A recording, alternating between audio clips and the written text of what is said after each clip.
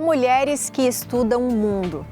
Elas entendem que moradia não é um número em planilhas, é teto contra a chuva. É chão firme contra a enchente. É o direito de existir com dignidade. Na luz da campanha da fraternidade, quando o chamado ecoa, ele veio morar entre nós, elas respondem com obras e decidem habitar a dor do outro.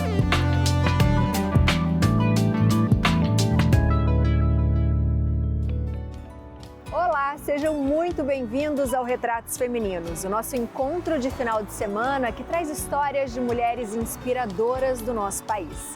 O nosso bate-papo de hoje é com uma mulher que transformou indignação em ação. Ela defende que a moradia não é um favor, é um direito. Urbanista, ativista, engenheira ambiental, mestre em administração pública pela Universidade de Colômbia, ela foi reconhecida como uma das 500 pessoas mais influentes da América Latina. Vem comigo conhecer um pouquinho da história da Camila Jordan. Olá! Tudo bem? Prazer, Abiane. Camila. Seja muito bem-vinda, obrigada por nos receber, Obrigada viu? a vocês. Vamos conversar? Vamos sim. Então vamos embora.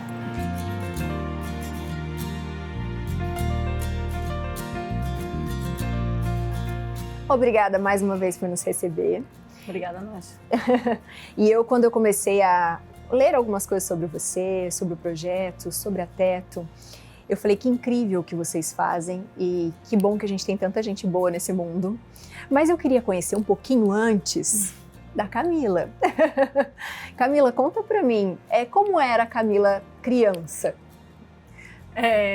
Bom, com certeza, uma criança muito, muito agitada.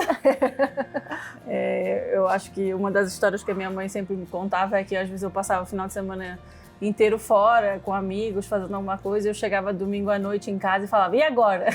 Agora nada, agora você vai ficar aqui tranquila. Aí eu começava a chorar, desesperada. Como assim? Ainda tem muitas horas do dia.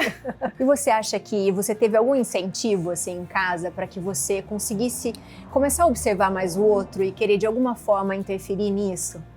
Com certeza, eu acho que a gente estava até comentando, né, que eu lembro de uma história muito específica que me marcou muito. Eu morava num apartamento e tinha um jardim, um parque perto da minha casa. E acho que eu tinha uns 5, 6 anos, a minha mãe me levou pro jardim no final de semana com uma sacola de lixo com luvas. E a gente começou a catar lixo do jardim. E eu, obviamente, era muito nova, mas eu entendia que aquilo não era comum, né? Não tinha outras pessoas que estavam no parque catando lixo. E aí eu falei, mas por que a gente está fazendo isso? Eu quero ir brincar e tal. Aí minha mãe falou assim, mas você não vem aqui sempre? Eu, sim. Você não gosta desse parque? Você não quer ver esse parque limpo? Então o parque é seu também, você precisa cuidar desse parque. E acho que aquilo me marcou muito, assim, essa perspectiva do outro, do público, né, do espaço comum, assim. Acho que foi uma lição muito cedo, que eu tive muito cedo, que a minha mãe me providenciou. E que acho que depois acabou, né, levando também essa paixão pelas cidades, porque a cidade é o público, né? Uhum. Claro que demorou muitos anos até chegar lá, mas essa experiência acho que foi uma que me marcou desde cedo. E aí você acha que é por isso que você, de repente, encarou a estudar sobre urbanismo, sobre engenharia? Como é que foi isso? Eu fui fazer engenharia ambiental porque eu tinha uma paixão muito grande já pela questão da transformação, assim, mas não foi a minha primeira escolha. Mas acabou que era um curso que era muito amplo, né, que acabava tocando em vários aspectos, inclusive também no urbanismo. Mas aí depois, mais tarde, a partir do trabalho com a Teto, né, quando eu virei voluntária, que eu entendi não só o papel da moradia, mas do urbanismo, né, essa junção entre como é planejar cidades e tudo mais. Mas não foi algo que eu soube logo de cara, foi algo que eu fui aprendendo no caminho. E você, pelo sotaque, agora eu tô começando a perceber outro sotaque. Eu queria que você contasse um pouquinho onde nasceu a Camila, né? Como é que você chegou aqui, porque você já morou em vários lugares, você já fez vários tipos de trabalho. Eu queria que você falasse um pouquinho sobre isso também. Bom, eu brinco dizendo que eu nasci por acaso em Portugal, porque eu não tenho família portuguesa. Enfim, depois sim, mas os meus pais foram morar em Portugal, os 2 pais são brasileiros e eu acabei nascendo lá. E cresci a maior parte da minha vida em Portugal. mas sempre nessa dicotomia, né, de ter sido... quando você nasce em Portugal, filha de imigrante, você não é portuguesa, e quando você nasce fora do Brasil, as pessoas também não acham que você é brasileira. Então, eu sempre fiquei nesse meio termo, assim. Eu vinha sempre muito pro Brasil, pro Natal, com a família brasileira. Então, eu sempre tinha esse desejo, assim, muito grande de ser brasileira. E aí, eu terminei a faculdade em Portugal. Acabei morando um tempo na infância também em Campo Grande, Mato Grosso do Sul, que é da onde a minha mãe é originalmente. E depois fui morar no Rio, depois da faculdade. E aí foi também onde eu conheci a Teto. Então, e aí depois do Rio de Janeiro, eu acabei morando em Nova York para estudar. E aí depois de Nova York vim para São Paulo. Então, estou em São Paulo já há quase 7 anos.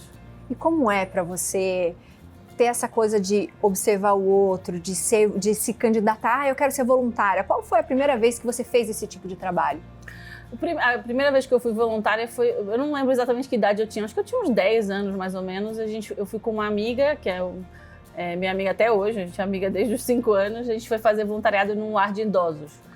Então foi o meu primeiro contato com o voluntariado. Depois disso eu fiz outros voluntariados mais focados com o meio ambiente, educação ambiental. Meu pai tem muito essa vertente da questão ambiental assim também, então foi ele que trouxe essa paixão pela questão ambiental desde cedo também. E depois na faculdade também virei voluntária de uma organização chamada IESEC, que foca, né, no desenvolvimento de lideranças e de jovens com esse intercâmbio cultural, né, em outros países. Então, acabei fazendo voluntariado na Índia também, com 19 anos. Mas eu acho que a minha escola realmente de voluntariado foi a Teto. Porque aí juntou a necessidade de você se desenvolver para uma causa maior, assim, né? Para realmente aportar para uma causa tão grande quanto a questão da moradia. E isso foi em 2013? Sim. Quando você conheceu a Teto, como é que foi, assim, o primeiro impacto que você teve? Assim, mesmo antes de eu construir, eu já estava apaixonada pela organização, pelo que eu tinha lido na internet. E sem dúvida, a primeira construção foi muito marcante, foi no Jardim Gramacho, no Rio de Janeiro.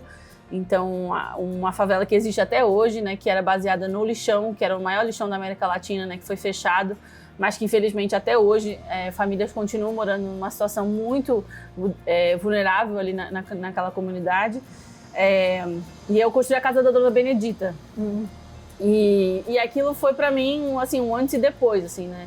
Primeiro porque eu já estava morando no Rio há uns meses e eu morava em Copacabana. E a 40 minutos de Copacabana existia a Dona Benedita morando num barraco de madeira. E isso para mim foi um choque muito grande, assim. Obviamente que na Índia eu já tinha tido contato com isso, em Portugal também existem bairros periféricos mais pobres, mas essa realidade que existe no Brasil, né, de uma desigualdade tão grande, tão próxima ao mesmo tempo, foi algo que me fez tentar entender o que é isso, assim, o que está acontecendo, por que isso acontece, por que a gente como sociedade permite que isso aconteça, né? E a Teto me deu essa possibilidade de me jogar de cabeça para trabalhar como voluntária durante uns anos.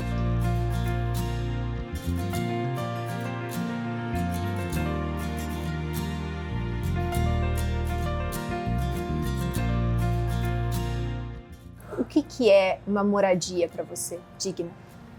Bom, a moradia é o nosso primeiro lugar no mundo. Então, a gente nasce, sai do hospital e vai para sua casa, né? Então, é o lugar onde a gente cresce, onde a gente se desenvolve, onde a gente ama, onde a gente descansa, onde a gente se recupera quando a gente está doente, né? Então, a moradia digna precisa ser um lugar que seja um lugar acolhedor, né? Que seja o nosso refúgio, né, de todos os nossos problemas e também da loucura da cidade, etc. Então, agora, da crise climática, né? Então, tudo isso faz uma diferença muito grande. Pela ONU, né, existem várias características do que definem o que é uma moradia digna, que vai além só da infraestrutura da moradia em si. Então, por exemplo, a moradia ela tem que estar inserida num contexto urbano com serviços. A moradia também precisa ser um lugar que tenha acesso a todos os serviços, então precisa ter água, saneamento, eletricidade, etc. Precisa também estar adequada às questões culturais, né, de cada país, de cada região. Então, tudo isso vai fazendo com que torna também esse tema complexo, porque são várias vertentes, mas que fazem com que a moradia seja realmente digna, né? Como é para você dar voz, de repente, para essas pessoas que não são vistas, que não são, de repente, as pessoas, além de não ver, quando não vê já não faz nada, né? Sim. Mas quando você começa a ver esse tipo de realidade e saber que o que você fala, as pessoas vão prestar mais atenção do que alguém que está pedindo ajuda. Sim. Como que é dar voz para isso? Olha, eu sinceramente eu não me coloco nesse lugar de dar voz. Eu acho que as pessoas têm voz, né? Então, o que a Teto se propõe e eu como proxy, né, como faço parte da organização, a gente busca ser uma ponte, né, entre as realidades. A Teto busca sempre trazer as próprias lideranças para falarem, para estarem nos lugares junto com a gente. Obviamente que isso não é sempre possível, e a gente como organização tem essa missão, né, de falar sobre a nossa causa, de trazer luz para esses lugares que a gente como sociedade não quer enxergar, mas é sempre muito melhor quando a própria pessoa está falando, quando a liderança comunitária, quando o morador está falando em primeiro lugar, né, sobre a sua experiência. Que não é a minha experiência, né? Então, obviamente que eu conheço a realidade, mas eu nunca vivi isso.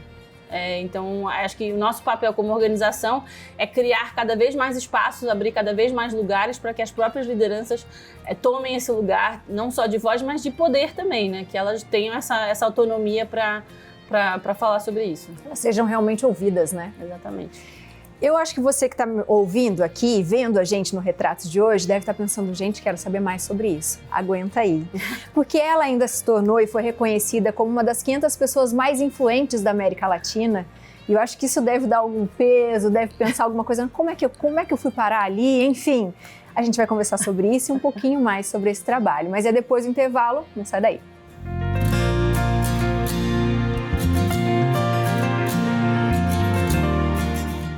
E no próximo bloco do Retratos Femininos de hoje... Que eu continuo indignada.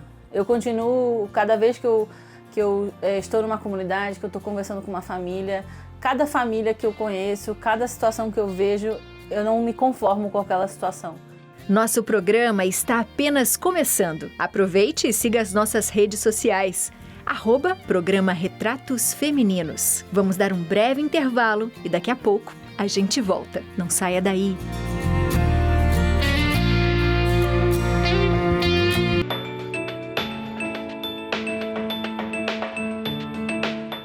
Voltamos com o nosso Retratos Femininos, que hoje conta um pouco da história da Camila Jordan.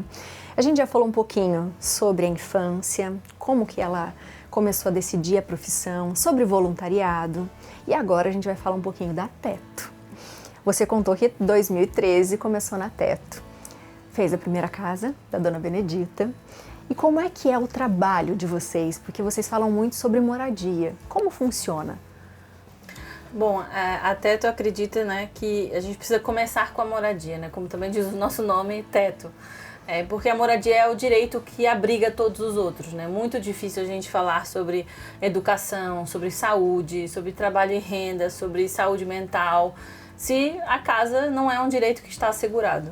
Então, a gente trabalha e foca, né, em famílias que hoje moram numa situação de hipervulnerabilidade, no que a gente chama de emergência habitacional.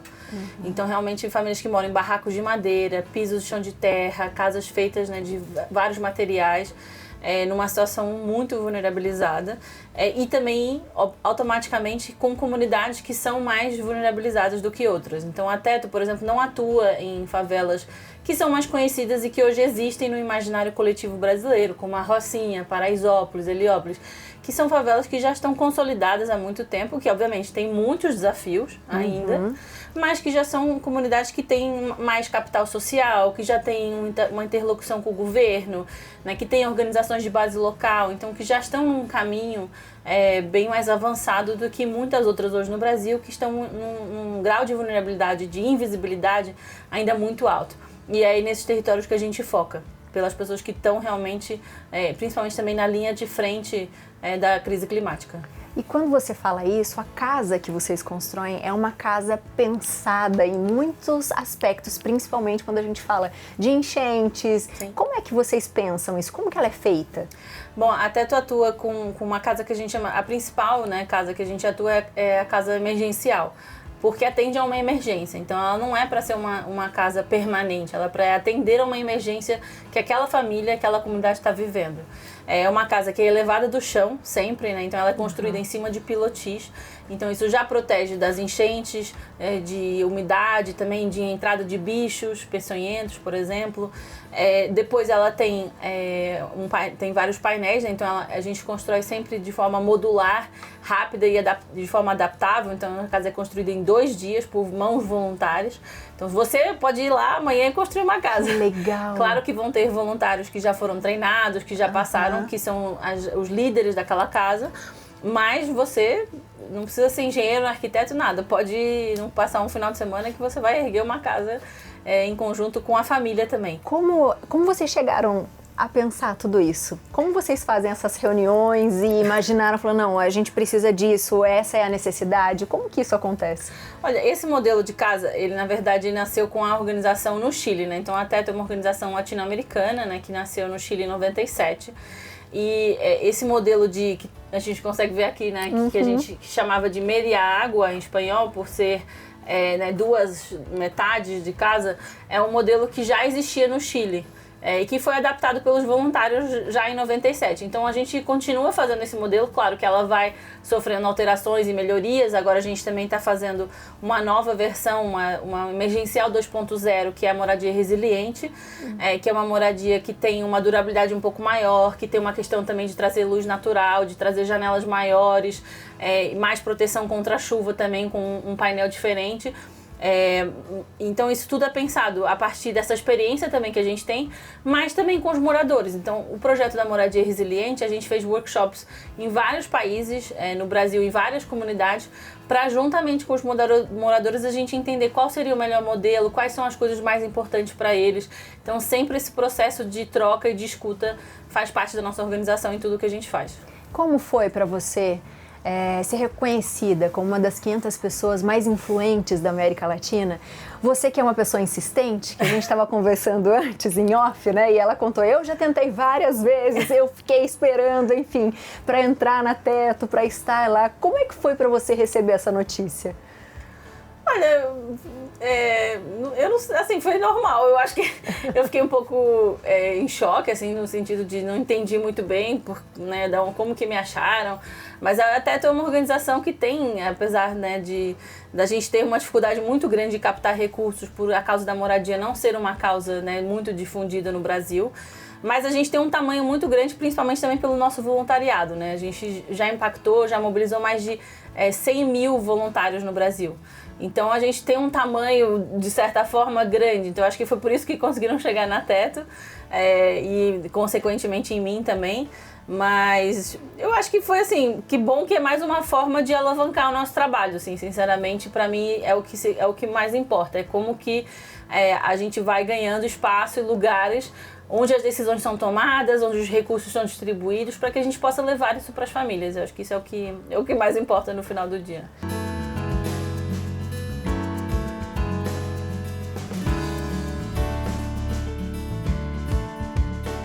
Essa ideia que a gente tem, né? E que bom que a gente ainda tem essa ideia, embora seja mais utópica, de mudar o mundo, Sim. né? E depois vai entendendo que ao redor já é um grande passo.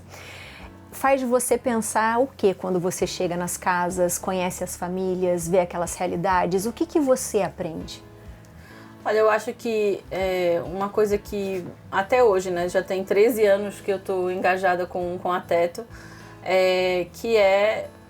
que eu continuo indignada. Eu continuo, cada vez que eu estou numa comunidade, que eu estou conversando com uma família, cada família que eu conheço, cada situação que eu vejo, eu não me conformo com aquela situação. E isso me dá energia, assim, né? Uma vez, numa entrevista, me perguntaram, num painel, na verdade, me perguntaram, qual é a mensagem positiva que você quer deixar? E eu falei, olha, ou qual é o sentimento? Eu falei assim, na verdade, eu sinto muita raiva.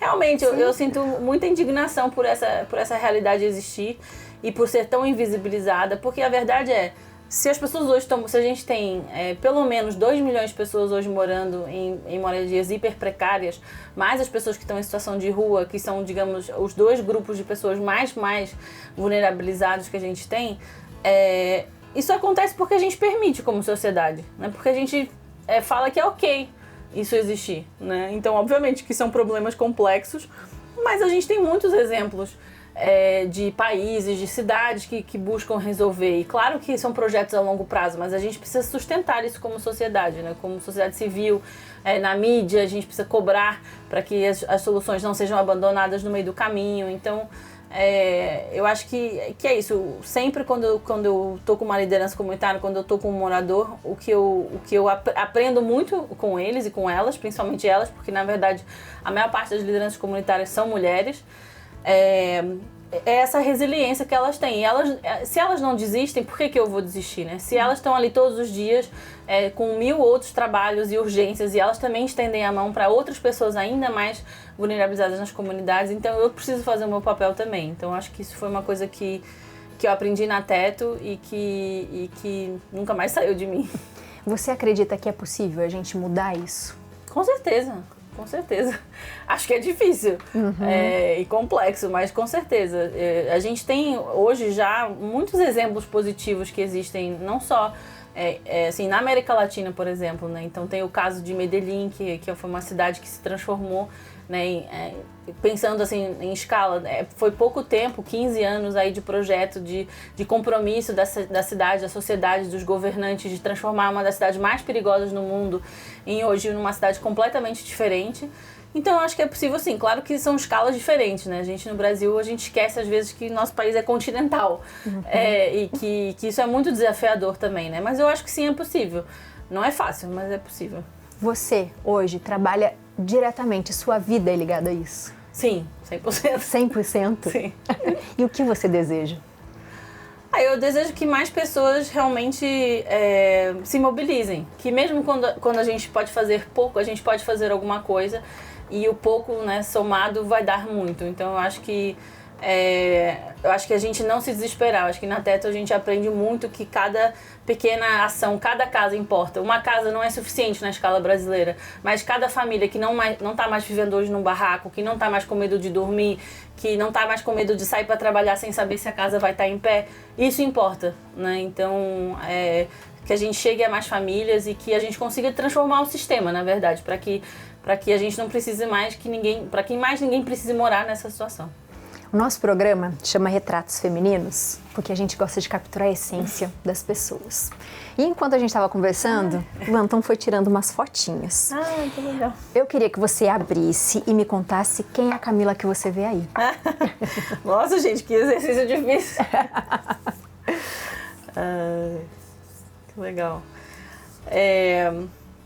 Eu acho que é uma Camila que está muito compromissada assim, com a causa. Eu acho que na Teto eu descobri realmente que a causa da moradia é a minha causa, assim, que eu posso ter muitas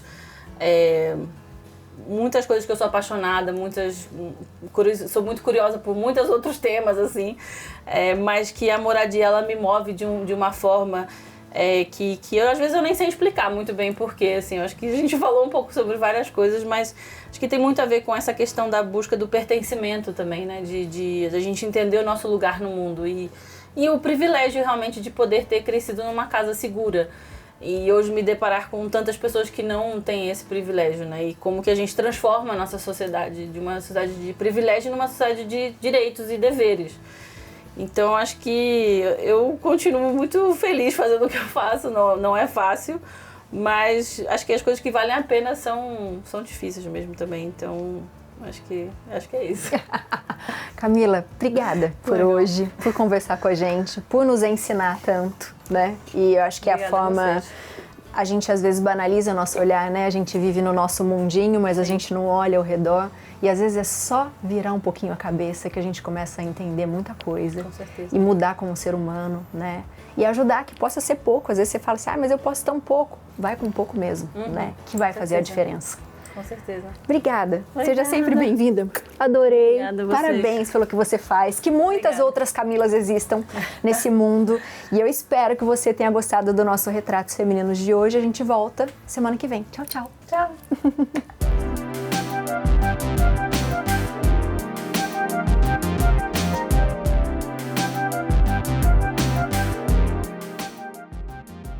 Casa é ventre, é abrigo, é recomeço.